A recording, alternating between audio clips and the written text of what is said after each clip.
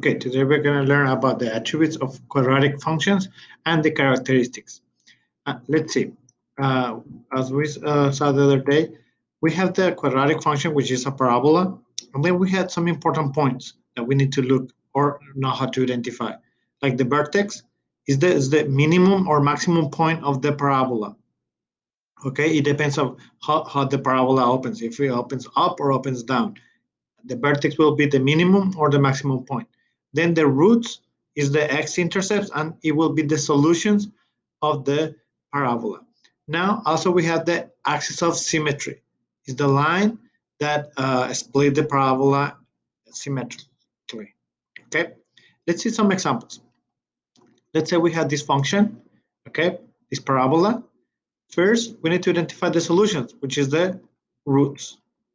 Okay, so the roots will be in this case -4 and -2. Those will be my roots, those will be my solutions, like x1 equals -4 and x2 equals -2. Then another important point will be the vertex here, which is the minimum point, is the lowest point I can go on the parabola. That will be the minimum point, and also will be the vertex, which the point is -3, 1. So the vertex is always a point, a coordinate x, y. So it's going to be -3, 1, and it will be the minimum point of the parabola. And then also we need to identify the axis of symmetry, the line that will split the parabola in half evenly. So this will be the axis of symmetry, and the equation of the axis of symmetry, it will be x equals -3 in this for this parabola. Okay. Now let's see another example.